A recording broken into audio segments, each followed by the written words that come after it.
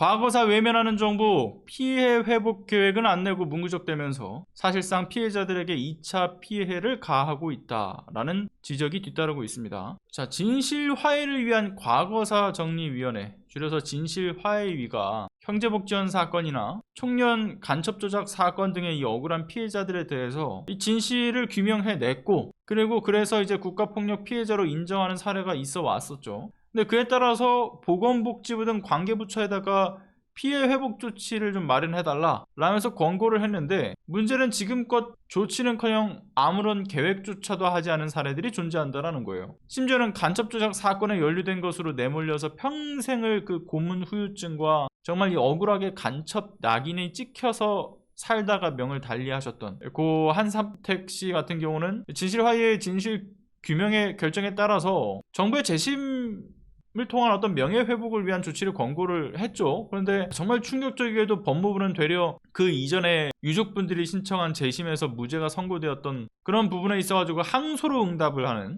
그런 행태를 보이는 것도 드러났지 않았습니까? 그러니까 진실이나 명예회복은 무슨 그냥 계속해서 간첩으로 못을 받겠다, 이런 법무부의 입장이었다라고도 보여지는데, 각 부처가 이 진실 화해의 결정에 대해서 명예회복을 위한 결국 국가의 책임을 외면하면서 이행계획조차 제출하지 않는 경우나, 또는 이행을 하더라도 부실하거나, 그것도 아니면 앞서 말씀드린 것처럼 진실 화해위의 권고와는 완전히 다르게 그 낙인을 보다 더 선명하게 만드는 작업을 치는 그러한 일들이 발생하는 걸 보면 국가적 폭력은 아직도 현재 진행 중이다, 이렇게 얘기를 해도 과언이 아닌 상태라고 봅니다. 심지어 이런 미이행 문제, 사실 이번 정권 하에서만의 문제라고 말하기는 어렵긴 합니다. 왜냐하면 당장 1기 진실화해위의 활동이 2010년에 마무리가 되고서 1271건의 권고 결정이 떨어지는데, 2022년 기준으로 20%의 권고는 여전히 미이행 상태로 남아 있었다라는 점, 이게 문제가 제기된 바 있었죠. 그래서 이 문제를 바로잡기 위해서 지난해 2월에 국회에서 과거사 기본법을 통과를 시켰고, 그 지난해 9월부터 행정안전부 장관이 매년 상반기 하반기 두 차례에 걸쳐서 발간되는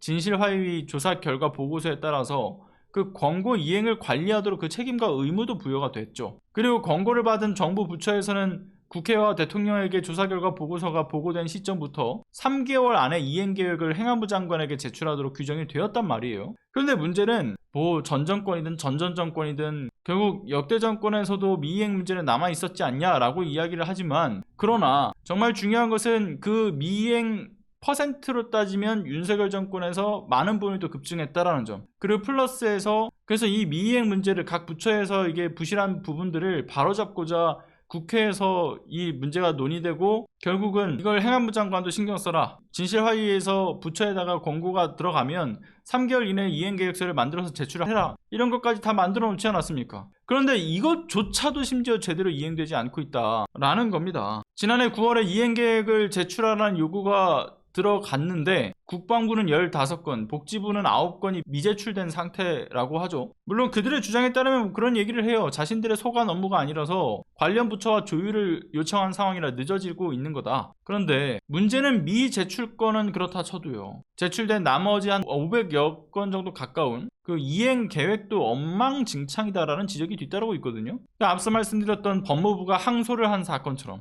그러니까 그렇게 국가폭력 피해자들이 피해에 따른 좋지 못한 건강 상태와 심지어는 고령으로 접어든 점 때문에 사망을 하고 있고, 진실화해위에 따라 진실도 다 완료된 상태인데도 국가가 이에 대한 적절한 배상과 사과의 책임을 전혀 여전히 하지 않고 있는 이유가 무엇인가, 이에 대한 설명이 좀 충분히 필요하다라고 봅니다. 그래서 다시 한번 좀 요약을 하자면, 정부 부처의 소극적인 태도 문제, 그리고 부처 간 책임 떠넘기기, 그리고 과거사 기본법이 작년에 개정이 이뤄졌음에도 불구하고 전혀 이뤄지지 않고 있는 부분들, 그러면 이행되지 않는 부분에 대해서는 또 특별법을 통한 적극적 해결책 부재 문제를 해결하기 위한 대안들을 또 마련해야 되는데, 이것도 지금 제대로 안 되고 있다, 이런 지적까지. 여기서 더 큰 걱정은 뭐냐면요, 사실은 미이행 문제도 미이행 문제지만 더 걱정스러운 건 윤석열 정권 하에서 입장에서 2기 진실화해위원장이 되었던 뉴라이트 출신의 김광동 위원장의 문제가 전 가장 심각해서 걱정이 좀 큽니다. 아니, 예상대로 과거사 정리기관이 아니라 부역자 심사기관으로 변질되었다라는 비판을 받고 있지 않습니까? 김광동에 대해서는 여러 차례 말씀드렸기 때문에 굳이 하나하나 설명드릴 필요까지는 없더라도 다들 지금까지 그가 쏟아내왔던 망언들은 기억을 하실 거예요. 대표적으로 한국전쟁 당시에 민간인 희생 사건에 있어가지고 학살은 문제가 없는 거다라는 취지의 망언을 쏟아내질 않나. 특히 제주 4.3이나 여순 사건에 대해서는 국가폭력과 국가범죄로 인한 이 사회적 상처를 보듬어야 될 사람이 이걸 폭동이고 침공투쟁이다, 이런 망언을 쏟아내질 않나. 국가 권력에 의한 희생자가 아닌 사람들이 희생자로 뒤바뀌어 있다, 이런 망언도 있었죠. 그뿐 아니라 심지어는 친일 청산이 안 된 거는 공산주의 세력 때문이다 라는 이 극우적 성향의 인사답게 끊임없이 역사 왜곡적 망언을 일삼던 사람인데, 지금 말씀드렸던 이런 대표적인 망언들 말고도 수두룩하죠. 그러니까 역시나 그가 이끌게 된 2기 진실화해위인 만큼 정상적인 운영을 기대하기 어려웠던 대로 이게 정말 계속해서 퇴행을 거듭했죠. 그러니까 출범 취지가 완전히 무너져 내려버렸으니까 정부 차원에서의 불이행 문제보다 잘못된 판단에 근거한 진실화해위 권고 결정이 더 무서운 요즘이지 않습니까? 그렇기 때문에 국가폭력 피해자들의 피해, 명예가 회복되기 위해서 정부 부처의 적극적인 권고 이행이나 심지어는 거기에 가장 중요한 그 근간에는 진실화해위의 본래 취지에 맞는 운영이 요구될 수 있도록 국회 차원에서도 그렇고, 가장 중요한 것은 국민 차원에서도 관심과 노력이 필요한 문제라고 말씀을 드리고 싶습니다. 나라까지 팔아먹을 기세인 이 윤석열 정권에서 충분히 예상되는 정말 씻을 수 없는 비극적 역사 왜곡의 수순, 이걸 늘 경계해야 되지 않겠습니까? 특히나 김광동, 그가 진실화해위 위원장으로 내정이 되는 그 과정 속에서도 수차례 지적을 했던 문제긴 합니다만 예상했던 대로 흘러가죠.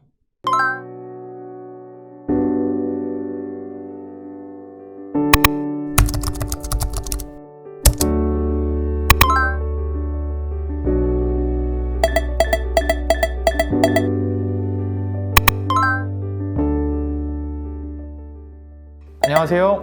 시사발전소 소장 한지입니다. 시사발전소는 진실을 찾는 민주언론으로서의 역할을 다하기 위해서 다양한 방법으로 활동을 이어나가고 있습니다.